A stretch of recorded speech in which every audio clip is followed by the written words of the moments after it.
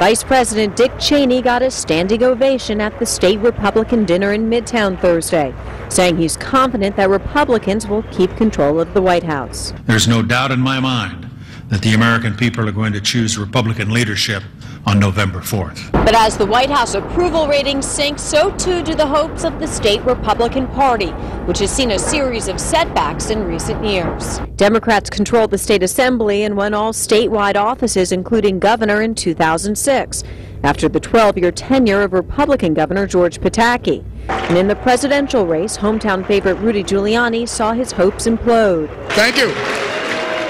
Thank you. But he still got a hero's welcome, took a jab at former Governor Eliot Spitzer as he complimented Republican State Senate Majority Leader Joe Bruno's boxing skills. He was a boxer, and he had a conversation with someone who will go nameless, who's now gone from New York politics, who said he was going to knock you out.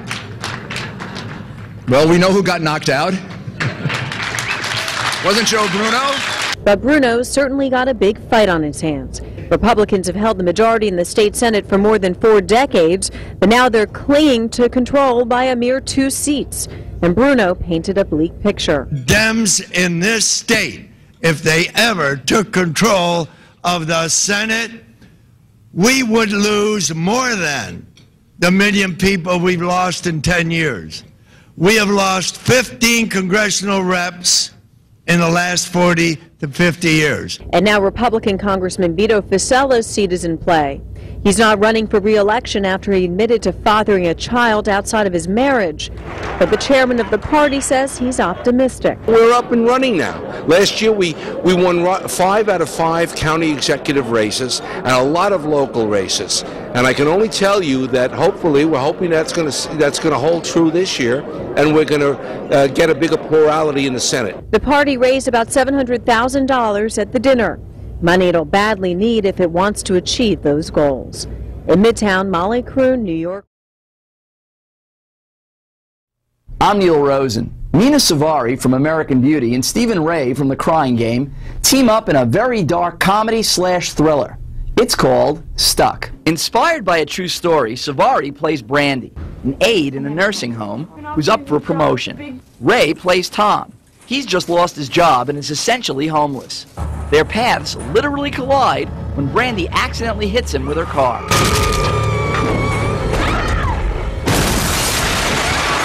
Brandy freaks out and drives Tom, who's sticking out of her windshield and stuck in the vehicle, to her garage. He's still alive and is begging for help. Take me to a hospital. But Brandy, who feels she'll lose her job if this news gets out, wants him to just die and make the whole thing go away. You ever thought of calling 911? That's not even an option for Brandy, who turns out to be a psycho. With the help of her boyfriend Rashid, they try to figure out what to do. Thought you said we could fix the window and put seat covers on. It's got his blood everywhere. Look what happened to OJ. But didn't OJ go free? That's not the point! While Brandy and Rashid attempt some bird-brain plan on how to get rid of the body, Tom, who's hanging on for dear life, struggles to get free. Along the way, there's some definite tension-filled moments as you root for Tom to get away before Brandy and Rashid try to foil his numerous attempts. Help's coming. I called. Not even Tom falls for that one. And the film has a quirky, dark comedic sensibility that combines nicely with the suspense-filled aspects of this film.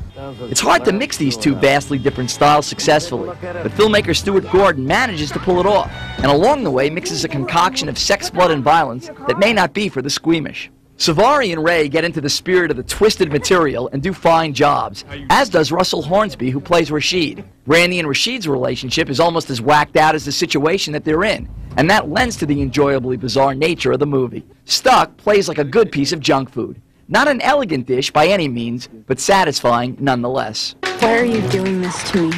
On our New York One Big Apple rating scale, out of a possible 4, I'm going to give Stuck 3 apples. I'm Neil Rosen, New York 1. It's nice to have some of my own belongings. Right now I just want a shower.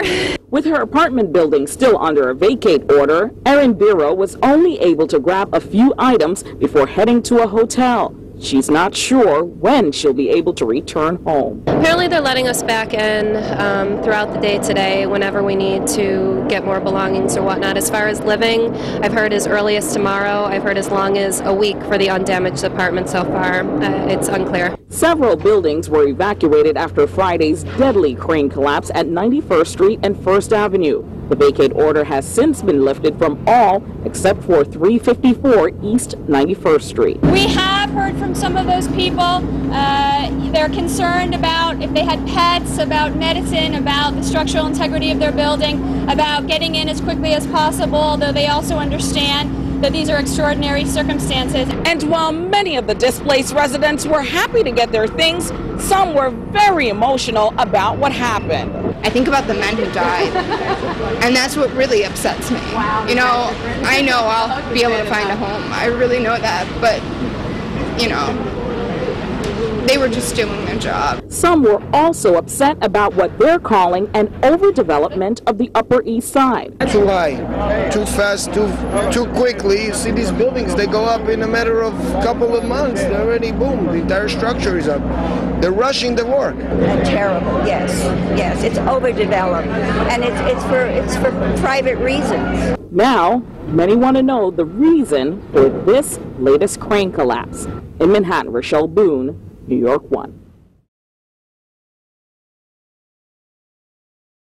Last Monday, as gunshots rang out through Harlem, they also resonated all the way to the governor's office. I wanted to come here today to send the message that government is listening and government is acting. Governor David Paterson Sunday joined dozens of other lawmakers for an emergency summit on gun violence. State Senate Minority Leader Malcolm Smith organized the summit, saying when 8 people were injured last Monday in different incidents, including 6 teenagers who were shot along Lenox Avenue, he knew it was time to take action. This is a crisis in the making. Most of those involved in the shootings were between the ages of 13 and 18, so one of the main focuses of the meeting was getting the message across to young people. End the violence, that we stop the guns, that we intervene, that we prevent, that we provide the kind of resources that will give these young people an opportunity to have a fruitful, productive life. When I was young, we fought with our fists.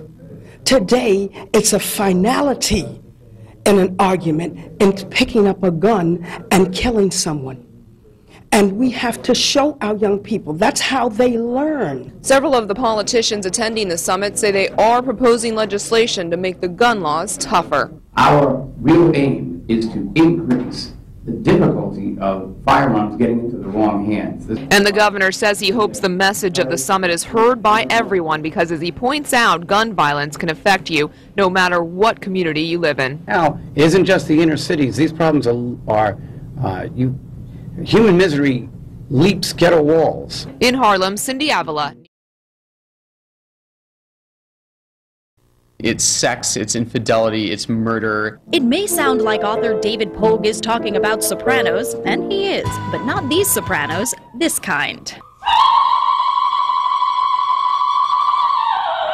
As co-author of Opera for Dummies, Pogue says it's time for the masses to stand up and reclaim their Mozart. Opera used to be movies. It was rock concerts, you know, before there were rock concerts, and somehow we've lost that. And while he says many people know more opera than they think, Bum-ba-da-bum, bum, bum-ba-da-bum, bum. There are still some pretty prevalent misconceptions out there. For instance, when you think about the opera, what's the first picture that comes into your mind? A big lady singing. A fat lady singing. Large dresses. Large people. Not so, says the Met's resident costume designer Sylvia Nolan, who creates clothing for singers of all shapes and sizes. Well, I'm not going to tell you a number size, but you can see that it's very trim. Musical talent, she says, comes in all packages, from dominating divas to petite papagenas and everything in between. You will see in the park concert Angela Gheorghiu, who's absolutely gorgeous physique. And then there's audience attire, which is common myth number 2. I just don't have enough suits to wear to the opera. I don't have the proper attire. What would you wear? I guess a tux. Isn't that appropriate attire for it? Not necessarily. According to the Met's associate press director Peter Clark, anything goes. People come in really all sorts of attire, generally casual. Bottom line, you don't need opera gloves or opera glasses, and you certainly don't need one of these.